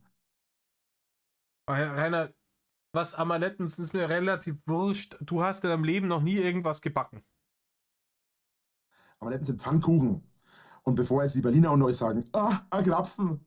Nein, ein Pfannkuchen. Sprich, ein Eierkuchen oder was auch immer das bei euch ist, wenn man 2 Eier, Milch, Mehl und vielleicht unter Umständen noch Zucker oder Vanille oder sowas mit reinhaut und das dann anrührt und in der Pfanne rausbrutzelt. Ja? Der Witz ist, bei uns in Franken, in Bayern, heißen die Dinger Pfannkuchen. Ja? Ich glaube, in Köln heißen sie irgendwie anders. Rainer, warum reden wir jetzt über Pfannkuchen? Ich hätte gedacht, es geht um Milch. Und ich glaube, Berliner heißen sie in Berlin. Irgendwie. Na, Pfannkuchen sind Pfannkuchen sind Pfannkuchen. Das Krapfending, das nennen nämlich manche Leute auch Pfannkuchen, ich weiß es nicht, aber die klassischen, ne, Pfannkuchen, Pancakes im Englischen, jeder weiß, was das ist, Rainer. Wir sind nicht so dumm wie du. Du musst uns nicht erklären, was ein Pfannkuchen ist. Was ich aber merkwürdig finde, ist, dass die... Kennt ihr diese Kindergeschichte, der dicke, fette Pfannkuchen? Wir haben meine Großtante mal vorgelesen, als ich 3 Jahre alt war. Berliner in Berlin, dass die Berliner, wo sie in Berlin heißen, boah, das wird nervig. Ja, Rainer, dann lass doch bleiben. Du bist 3 Minuten im Video. Mach weg. Du schwalzt gerade wieder absolute Scheiße. Ich weiß nicht, warum die in Berlin Berliner heißen, weil der Witz ist, dass die in den USA und auch eigentlich im Rest der Welt Pancakes heißen. Was übersetzt? Also, normale Pfannkuchen heißen in Berlin nicht Berliner, Rainer. Krapfen heißen irgendwo Berliner.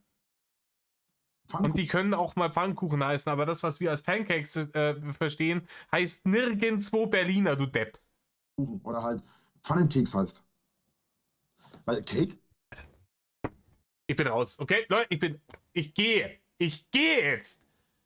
Pancakes, Pfannenkeks. Wenn der Adler kreist, Digga. Ich halte die Scheiße nicht mehr. Wie kann ein einzelner Mensch so brunstdämlich sein? So, kurz Pause gemacht, muss kurz die Hasslatte abklingen lassen, sonst fallen mir die ganze Zeit irgendwelche Dinge vom Tisch. Weiter im Text. Ist ja Kuchen, beziehungsweise, ja, Cake, ja doch, Cake müsste ja Kuchen sein, weil Cookie ist ja Ding, ne? Cookie ist, Cookie sitzt im Rollstuhl, Rainer. Keks. Also bei uns Keks oder halt Plätzchen. Und heißt es Pan-Cookie oder Pancake, du Depp? Und bei den Amis ist ein Cake ist ja ein Kuchen. Und weil der Pfannkuchen, Pancake, ja, Pan steht für Pfanne, Cake steht für Kuchen. Und wie kommst du jetzt auf Keks, Rainer? Wie kommst du jetzt auf Keks? Ah, ist schon wieder passiert. Pancake, Pfannkuchen.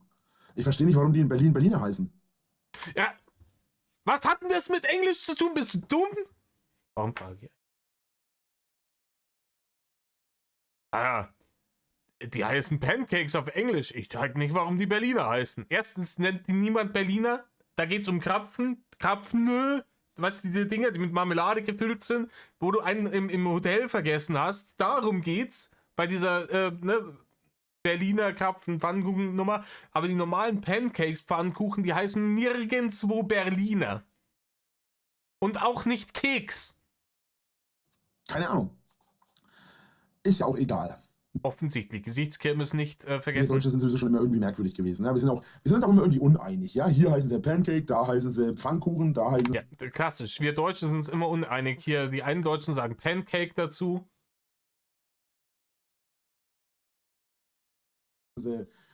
keine Ahnung, Karl hat gekocht, was weiß ich. Keine Ahnung, wie die Dinge heißen woanders. Aber Rainer, du wolltest über Milch sprechen. Rainer, du hast legit irgendwie, keine Ahnung, 1 Minute lang über Milch gesprochen. Davon war die Hälfte gelogen, dass du die früher beim Bauern bezogen hättest. Dann hast du 20 Mal gesagt, dass du lieber die 1,5%ige Milch säufst und dass du aber im Sommer Kaffeeweißer nimmst, damit sie dir nicht vergammelt, weil du zu faul bist, sie wieder in den Kühlschrank zu stellen. Die ganze Nummer hat 1 bis 1,5 Minuten gedauert und jetzt erzählst du uns hier seit 3 Minuten irgendwas über Pfannkuchen. ich benutze die Haarmilch tatsächlich für alles. Ich habe meine damalige Freundin, ich bin mir nicht sicher, aber ich glaube, meine damalige Natürlich benutzt man dann die Haarmilch für alles. mit der ich zuerst zusammen war, hat Die aus Denken, oder ist es die hier vom Konfi-Camp? Hat die dir ein Care-Paket mit Milch geschickt, oder? damals, glaube ich, gemeint, dass sie Pancakes liebe, also Pfannkuchen, Berliner. Das war auch immer ein lustiges Thema bei uns.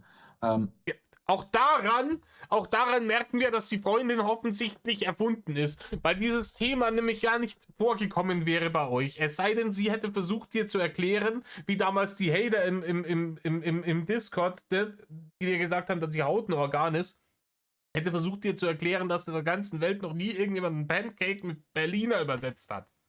hat damals gemeint, dass sie Siehe. das mit 3,5%iger Milch macht. Da ich aber eigentlich immer nur 1,5%iger Milch. Also das ist jetzt die Mischung aus der Freundin aus Denken und dem Schweizer Taschenkumpel. Ja.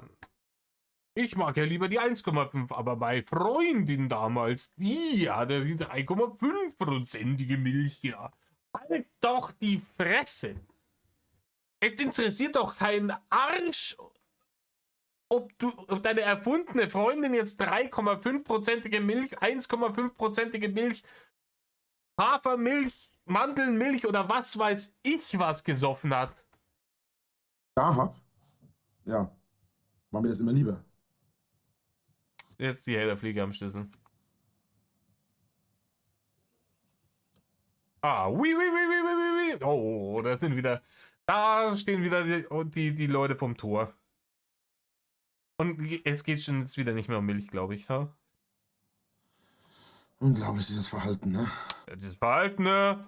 Unglaublich. Und, Wisst ihr, jetzt erfahren wir im Übrigen gleich, welcher Wochentag und welche Uhrzeit es ist.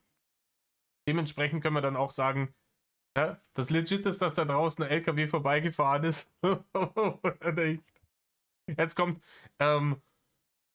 entweder kommt so, ja, am Samstag sind die Leute da bei mir, haben die in ihrer Freizeit nichts Besseres zu tun, ne? Haben die zu viel Geld?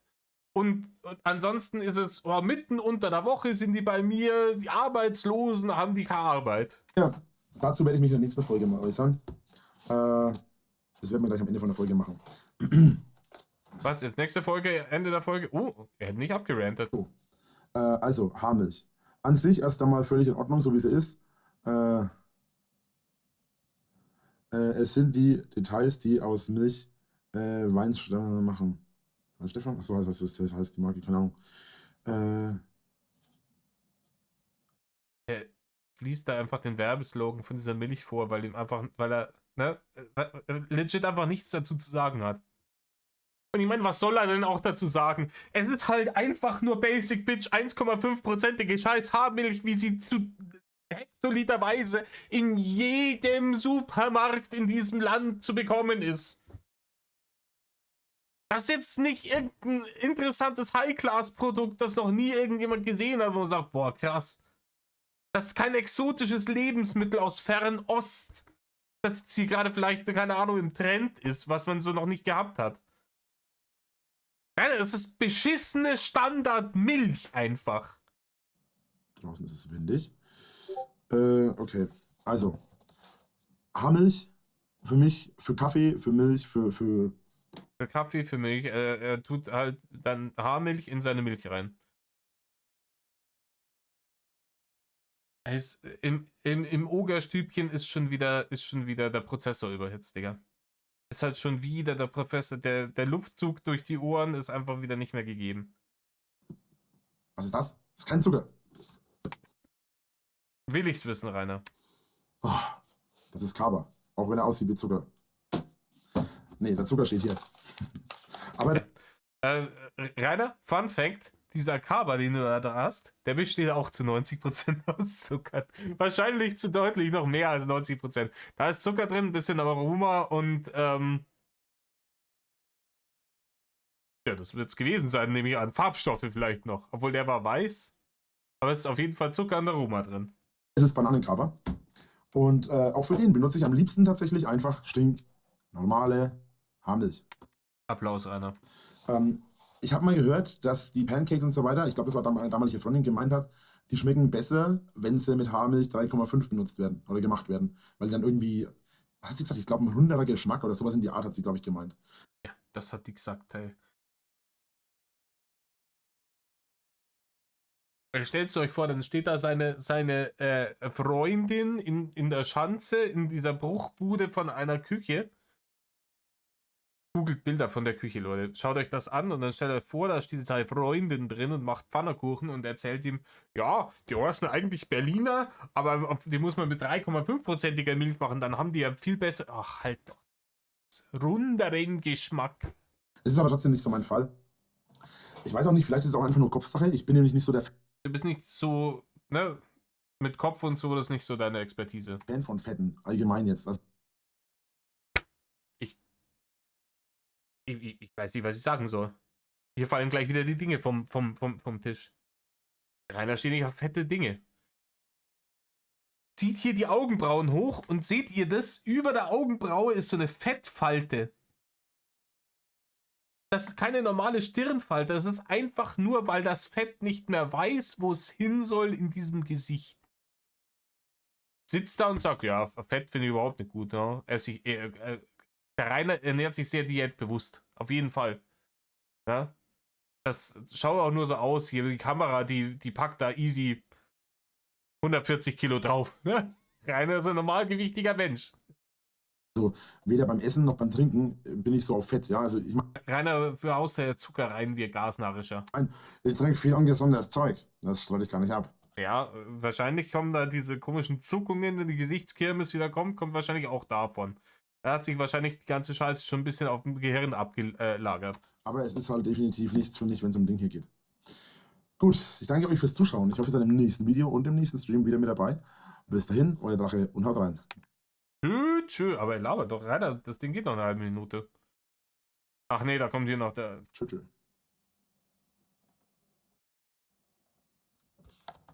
Okay. Kommt das Outro vom Etzeler Spiegelort. 1 Stunde, Pflichtstunde hätten wir. Ich hab keinen Bock. Einen geben wir uns noch. So, da sind wir wieder. Und das ist jetzt Part 4. Schauen wir mal, was er uns jetzt hier zu erzählen hat. Metal, Leute. Servus. Metal Rainer. Es ist, ne? Selbe Frisur, selbe T-Shirter, selbe Ding. Ist direkt im Anschluss aufgenommen worden. Und ein herzliches Willkommen beim Drachen. Heute wieder mit einem weiteren... Auch hier den hier nochmal zeigen, damit die Kriegerwunde des tapferen Kriegers gegen die Ungerechtigkeit, Kampf gegen Mobbing und so weiter. Meinungsvideo. Ich habe in der letzten Folge leider vergessen, was ich euch zeigen wollte, beziehungsweise was ich sage. Ich habe das prophezeit, Rainer. Am Anfang des Videos habe ich gesagt, das hast du bis zum Ende dieses Videos wieder vergessen. Und da war's. Sagen wollte, dass wir als nächstes ein Thema heute haben. Deswegen konntet ihr euch jetzt nicht darauf freuen. Wir sind heute im 4. Video, glaube ich. Oh, schade, da hätte ich mich schon so drauf gefreut ansonsten. Aber komm, Rainer, klär mich auf. Um was geht's denn heute? Ja, das 4. Video. Aber ich kann euch was reinhalten, weil ich habe das, was ich eigentlich vorstellen möchte, heute nicht da. Deswegen kann ich...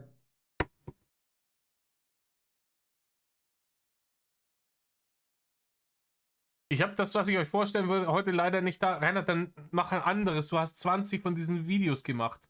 Von diesen Meinungsvideos. Dann nimm halt irgendeinen anderen dämlichen Gegenstand, über den niemand irgendwas wissen will, und mach ein Video darüber. jetzt nur sinnbildliche für reinstellen. Und zwar das hier. Denkt ihr euch, hä? Kopfhörer? Du hast doch Kopfhörer. Naja, es ist wie gesagt nur ein Symbol dafür, was ich meine. Und zwar ist der Hey, der Philosophie-Lord, da kommt er mit Sinnbildern um die Ecke. Witz daran, dass ich da gerade durch ein paar Vollpfosten, die vor meiner Haustürwand draufgekommen bin. Natürlich. Natürlich, die Vollpfosten, Das Format hier soll nichts mit Hatern zu tun haben, ich sag's nur deswegen. Nein, natürlich nicht. Das Format hier hat...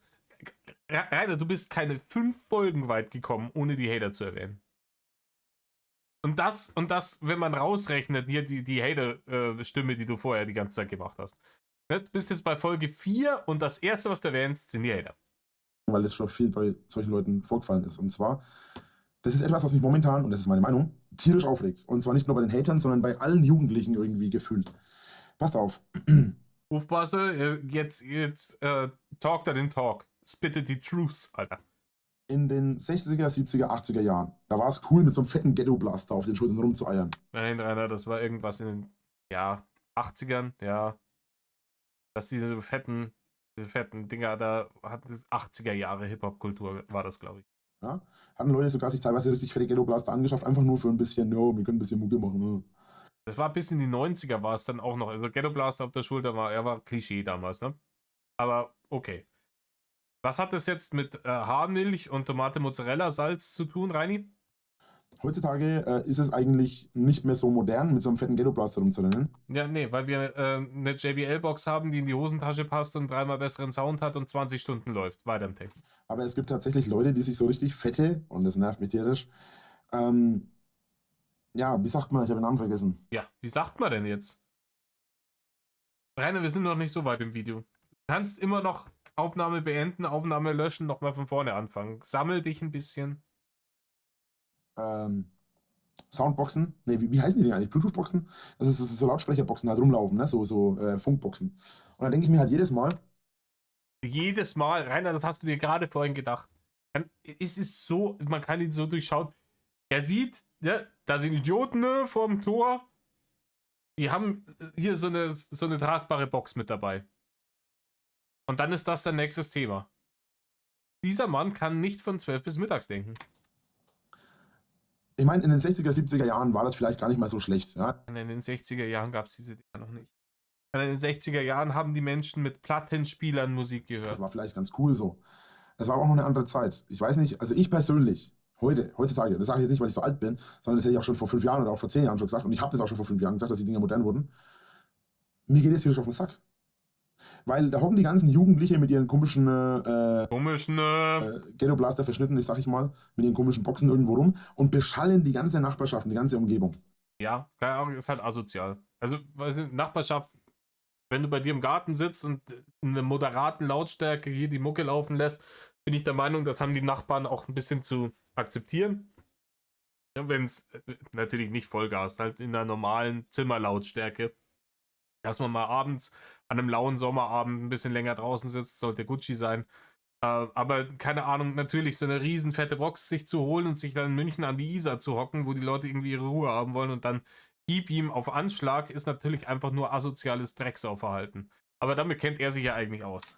Und dann denke ich mir, wenn ich eure Kindermusik hören will, dann komme ich zu euch und bitte euch drum. Und ich gehe nicht her und bescheid die ganze Nachbarschaft, weil die das unbedingt wissen, sehen oder hören wollen. Meme an der Nummer ist, Reini hatte Streams hier, wo er sich die Kinderdisco aufgebaut hat. Damals gab es die Zaren-Couch noch, da hat er sich noch Mühe gemacht, ein bisschen Dekoration im Hintergrund zu haben. Das war in der Zeit, bevor wirklich jedes einzelne Video vor diesem grünen Lappen passiert ist. Und hat da die Kinderdisco laufen lassen mit Lichtshow und Nebelmaschine und die Mucke auf Anschlag, sodass sein Billo-Mikrofon dermaßen krass übersteuert hat, dass man gar nichts mehr gehört oder verstanden hat. Weder von der Musik noch von ihm. Auf einer Lautstärke, dass das Auge raus. Hat er geflext, was er für eine krasse Anlage hat, wie laut das alles ist. Mitten in der scheiß Nacht. Rainer, deine Nachbarn, und ich wette, was jeder einzige der 40 Seelen in diesem Kaff hat das mitbekommen, hatten da sicher auch keinen Bock drauf, sich deine Drecksmucke anzuhören mitten in der Nacht. Und als die Leute im Chat gesagt haben, hier Rainer, magst du nicht ein bisschen leiser machen, ist vielleicht asoziale Nachbarn gegenüber, hast du gesagt, deine Nachbarn sind dir scheißegal und hast die Person gebannt. So ein Ding ist das nämlich. Ja, aber du setzt dich jetzt dahin, der noch seit Jahren nicht mehr irgendwo in einem öffentlichen Park oder einem Schwimmbad oder einem Flussufer oder einem See oder sowas stattgefunden hat, wo solche Dinge passieren, die da nerven, oder in der Innenstadt. Du stellst dich jetzt dahin, setzt dich jetzt dahin und beschwerst dich über diese Jugendlichen. Haben wir gelacht, Rainer? What? Was ist los mit euch? What? Warum? Ihr müsst dann die ganze Zeit den Leuten auf den Sack gehen. Ja, Rainer, du musst denen ja dann nicht zuhören. Ne? Der X-Button, du kannst ja woanders hingehen. Das ist deine Argumentationsschiene, nicht meine. Ne? Und das ist meine Meinung. Ich mag diese Dinger nicht. Ja. Und wenn Rainer irgendwas nicht mag, dann gehört es verboten und unter Strafe gestellt. Aber alles, worauf Rainer Bock hat, ja, das ist ja halb so wild. Ne? Irgendwelchen Frauen ungewollt irgendwelche Videos schicken, wie er sich den Aal milkt, das vollkommen okay aus Rainers Sicht. In der Öffentlichkeit Musik hören, Todesstrafe on the spot. Judge Dredd kommt und wird sofort vollstrecken. Die ganzen Schallboxen und so weiter sind ja ganz okay, sind vielleicht ganz Schallbox. witzig, wenn man zu Hause sitzt oder sowas. So eine Bluetooth-Box würde ich zu Hause nutzen, wenn ich zum Beispiel am Rechner bin und meine Anlage nicht geht. Rainer, so eine Bluetooth-Box ist dafür ausgelegt, sie irgendwo mit hinzunehmen, du Dulli. Dass natürlich die Leute dann einfach damit auch rücksichtslos umgehen, ist halt leider Gottes was wir tolerieren müssen, um den Luxus zu haben, solche Dinge zu besitzen. Und wenn ich irgendwo mit meinen Leuten irgendwo am Flussufer bin, wo wirklich im Umkreis von ein paar hundert Metern keine alte Sau ist und wo wir niemanden stören, dann drehen wir die Mucke auch ein bisschen auf. Und wenn halt aber rechts, links irgendwie, keine Ahnung, 20, 30 Meter weiter irgendwelche Leute sind, die vielleicht ihre Ruhe haben wollen, Buch lesen oder sonst irgendwas, dann drehen wir es halt runter, sodass die das nicht stört. Ne? Basic Human Decency, Bitch. Es ist nicht so schwer. Dann würde ich das vielleicht als Alternative nutzen. Oder wenn ich jetzt zum Beispiel im Schlafzimmer in meinem Fall habe ich ein Ökosystem da stehen, aber hätte ich jetzt zum Beispiel da kein Ökosystem stehen, würde Wechselt dem scheiß Ökosystem. ich halt einfach hergehen und würde da so eine Box aufstellen und mit dem Handy Musik hören. Wäre eine ganz normale Sache und wäre total lässig und easy. Ja, normal, lässig und easy. Ich hab diese Mini-JBL-Boxen, diese Flips. Eine davon muss jetzt bald weg, die hält nicht mehr lang, da ist der Akku ziemlich am Sack. Aber ich habe die halt in ein paar Räumen verteilt. Ja. Ich habe eine immer im Bad liegen. Damit ich, wenn ich unter der Dusche bin, Mucke hören kann. Und ich habe eine in der Küche, damit ich Mucke hören kann, wenn ich am Kochen bin. Aber dadurch, dass ich das nicht habe, geht es halt nicht. Naja, und das ist im Prinzip auch schon alles. Meine Meinung dazu ist recht einfach. Wenn ihr unbedingt Musik hören wollt in der Öffentlichkeit, dann entweder ihr geht an irgendeine Stelle, an der ihr niemanden belästigt. Wie er es den Leuten noch, als hätte er, als wäre er hier der Papi, der jetzt gerade den unartigen Kindern erklärt, was Phase ist. Oder aber ihr nehmt Kopfhörer mit. Glaubt mir, ich habe jetzt die Funkkopfhörer nicht da, die liegen draußen im Gang, weil ich die momentan immer draußen benutze. Aber es gibt mittlerweile ja auch Bluetooth-Kopfhörer. Und diese Kopfhörer, die ich hier habe, die kosten 50, vielleicht 80 Euro. Ganz ehrlich, es wäre natürlich eine Alternative. Es wäre, glaube ich, schon auch fast geil, wenn du halt wirklich wie so eine Discord-Konferenz mehr oder weniger dann hast. Und einer spielt einfach die Mucke ab und jeder hat irgendwie sein Headset auf dem Kopf und man kann über die Headsets auch miteinander kommunizieren, dann könnte man das machen, sagen wir haben Bock auf Partei, aber wir wollen den Leuten nicht auf den Sack gehen, wenn wir im Stadtpark sitzen. Wäre eine Möglichkeit, ne? Die kosten vielleicht ein paar Euro mehr als diese komischen Boxen. Aber die sind mehr als laut genug. Und glaubt mir, ich bin Lautstärke gewöhnt, als alter Metalhase. Ja. Das macht er auf Wannabe Apparat. Rainer, du bist beides nicht. Weder Metal noch Hase. Rainer, du bist Schlager gestrandeter Wal. Ah ja, im Übrigen.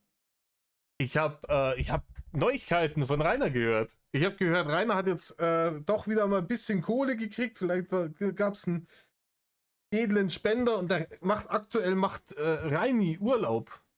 Wollt ihr exklusive Paparazzi-Urlaub-Fotos von Reini am Strand sehen? Seid ihr bereit? Hier, in Dänemark ist er. Eindeutig. Unverkennbar. Sorry, den kann ich mir nicht verkneifen, Digga. Okay, gehen wir weiter. Rainer, worum ging's? Musik, genau. Ja, ich war schon direkt neben einer Box Ja, du warst der größten Boxer, richtiges Monster, so laut, alle anderen sind taub gewesen und du bist keine Ahnung. Als Amon Amarth oder Equilibrium und sogar bei Motorhead und Ozzy Osbourne war ich direkt neben den Boxen gestanden. Rainer, niemand steht direkt neben den Boxen.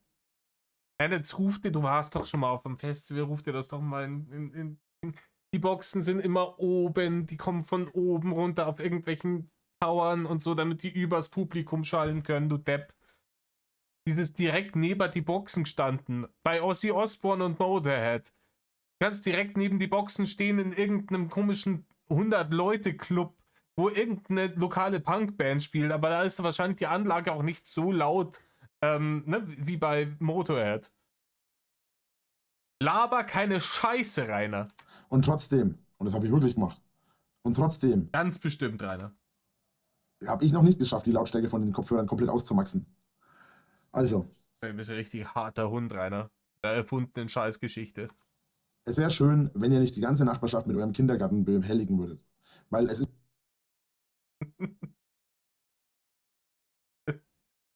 Ah, das ist geil. Das ist der. Ihr kennt dieses. Ja, und wenn die ganze Welt hasst, bin ich immer noch da. Und das ist euer Problem und nicht meins.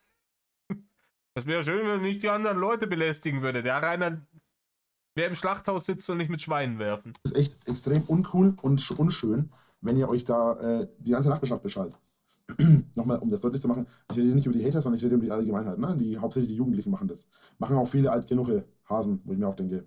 Ja, Rainer, du hast zu viel ApoRed geschaut. Hör auf mit dem Hasen. Ich hab das nicht verzerrt. Das nicht bearbeitet. So sieht er aus. Sind so alt, dass die eigentlich schon mit Ghettoblase durch die Gegend laufen können. Gut, lange Rede, gar keinen Sinn. Wie weit sind wir vom Video her, von der Länge? 4 Minuten. Das ist heute mal ein kürzeres Video, glaube ich. Ja, deswegen musst du es noch ein bisschen strecken. Hier hinten hör mal auf bei. Du laberst easy noch 2 Minuten weiter. Was machen wir im nächsten Video? Im nächsten Video geht es mal ein bisschen um Pflegeprodukte. Da würde ich dann einmal im nächsten und im übernächsten Video schon mal was vorbereiten. Im nächsten Video würde ich das hier machen. Muss ich jetzt wieder abstellen, damit es nicht. Nächsten geht's um Pflegeprodukte, Digga. Das ist halt. Das ist ein tolles Konzept. Ja? Ihr checkt das Konzept einfach. Ne? Es hat ja schön alles was miteinander zu tun, dass man sagt, ich mache hier eine Videoreihe. Weil man es bei Lebensmitteln angefangen über Musikboxen, weil er zufällig bei den Hatersen gesehen hat, jetzt hat er Pflegeprodukt. Schon mal verschmiert. Und im Video daraufhin würde ich wahrscheinlich mal über Gleitgel reden. Oh, bitte nicht. Das klingt ja voll lustig. Wie klingt denn, wir lachen darüber. Ja. Nee, keiner von uns reagiert so. Jemand mit so einem Humor von einem 6-Jährigen wie du reagiert so. Ich denke mir einfach nur, Digga, ich will von dir über Gleitgel nichts wissen. Erstens, weil ich weiß, dass du überhaupt keine Ahnung davon hast. Und zweitens, weil das Thema, jedes Mal, wenn du es ansprichst, irgendwie ein Garant dafür ist, dass ich danach den restlichen Tag keinen Appetit mehr habe. Es ist vermutlich nicht verkehrt, mal über Verhütung zu sprechen. Wobei Gleitgel ja nicht für Verhütung gedacht ist. Nein, das Thema ist für dich vollkommen irrelevant, Verhütung. Ist vollkommen irrelevant.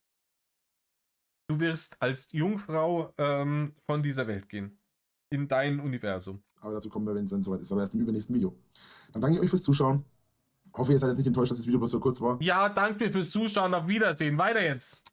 Aber wie gesagt, über das Thema möchte ich jetzt mich gar nicht so weit aufregen. Dann mach's halt nicht. Weil sonst rede ich hier noch eine Stunde über das Thema mit Boxen und Jugendlichen, die hier. Rainer, du hattest nach 2 Minuten schon nichts mehr, worüber du reden konntest. Nach 2 Minuten ist dir hier schon das Thema ausgegangen, deswegen bist du gesidetrackt worden und hast mir irgendeine andere Scheiße erzählt, darüber, wie du bei Motorhead angeblich direkt neben den Boxen gestanden hast. Ja? So eine Räuberpistole hast du erzählen müssen, weil hier vorne am Video schon das Thema beendet war.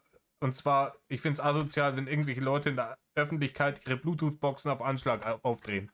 Punkt. Weiter. Der Boxen so extrem aufsehen. Und ich rede nicht von hier vor Ort, sondern ich rede von überall. Also ich habe das schon beim Einkaufen gesehen. Da rennen sie dann, das ist das, was mich übrigens am meisten aufregt, da rennen sie mit ihren fetten Boxen. Nein, du hattest dich bereits verabschiedet, mach Schluss. Auf der Schulter oder unterm Arm oder dann sieht man es noch nicht einmal, hinten in ihrem Rucksack rum. Und ich denke mir so, was kommt denn da, Alter? Da kommt da jetzt eine ganze Band hinter mir hergelatscht oder was? Dreh mich um, steht da so ein halber Schleppke von vielleicht 5 Jahren oder 10 Jahren, wo er seinen Rucksack auf dem Rücken hat. Und ja, das sind die 5-Jährigen. Die 5-Jährigen mit ihren paar 100 Euro Bluetooth JBL-Boxen mit dem Rucksack, die das voll aufdrehen hier und dann schön durch die NWA blastend durch Rewe-Zwingel meddeln. Das ist es. Und Denke ich mir auch so, Alter, hallo, geht's dir noch gut? Hast du schon mal was von Lärmbelästigung gehört? Ja, so, bis wie viel Lärmbelästigung, das ist doch Musik. Das ist keine Musik. Das ist ein Zustand. So, Das ist immer auch, keine Ahnung. Ich mag auch nicht alles, jede Musik, ne? Ich finde auch viele Sachen affig, aber ich würde dem halt nicht absprechen, Musik zu sein. Ne? Keine Ahnung. Ich feiere jetzt zum Beispiel Capital Bra oder sowas gar nicht. Ne? Nicht mein Fall. Aber ich erkenne an, das ist Musik und offensichtlich erfolgreich. Es finden Leute geil, so dann sei es drum. Dieses von oben herab, das ist keine Musik. Ich erzähle mal, was Musik ist. Rainer hat dein Maul, du hast überhaupt gar keine Ahnung. Du hörst Matthias rein. nicht auch darauf an, was man hört. Ne? Ich habe auch schon Leute gehört, die Metal gehört haben, aber denen sage ich dasselbe. Also nicht, dass ihr jetzt glaubt, ich sage das nur zu Leuten, die Hip-Hop oder Schlager oder so einen Schwachsinn hören, sondern ich sage das auch zu Leuten, die Metal hören. Ja, Rainer, derjenige, der am meisten Schlager hört hier in der ganzen Nummer, der bist du. Ja? Wenn ihr sowas machen wollt, zieht euch an der Stelle zurück, wo ihr niemanden belästigt und lauft nicht mit dem Laden, durch den Laden mit einer Boombox, die, keine Ahnung, die Wände scheppern lässt. Was macht ihr eigentlich mal, wenn ihr durch den Gang mit Glasflaschen oder Glasgläsern geht? Mit Glasgläsern. Sagt ihr, das ist ein Glas, in dem ihr Gläser kaufen könnt. Ich bin froh, dass jetzt vorbei ist langsam. Es war, glaube ich, keine gute Idee, hier dieses Video noch dran zu hängen. Mir blutet gleich aus den Ohren. Mein Gehirn ruft um Hilfe. Das wird teuer. Richtig teuer. Ja, genau, weil ich mit der JBL-Box kann die gar nicht so aufdrehen, dass das Glas zersprengt, du Freund. Na gut. Vor allem, wenn Britney Spears anfängt zu kreischen. Obwohl, die ist ja mittlerweile gar nicht mehr so cool, glaube ich, ne? Egal. Ja, ich bin alt. Danke fürs Zuschauen. Bis zum nächsten Mal, Herr Drache. Und wie gesagt, in der nächsten Folge geht's. Ja, du hattest dich jetzt 3-mal entschuldigt. Ich will jetzt nicht mehr wissen. Weiter, weiter, weiter. Ich hab keinen Bock mehr. Halt's Maul! Das hier. Haaröl, Wunderöl, 2, also Duo, Effekt. Tschüss. Haaröl, ist das mit der Haarmilch verwandt?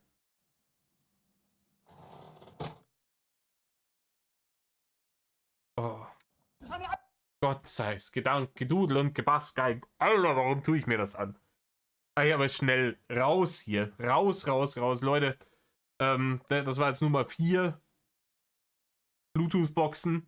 Und dann schauen wir mal, dass wir so viel wie möglich von der... Ja, aber das nächste Projekt. Gehen wir die Nummer durch. Wenn irgendjemand von euch eine Ahnung hat, wo ich vielleicht noch den ersten Part finde, könnt ihr mir gerne wissen lassen. Und ansonsten, tut nicht, was Rainer tut. Metal Love.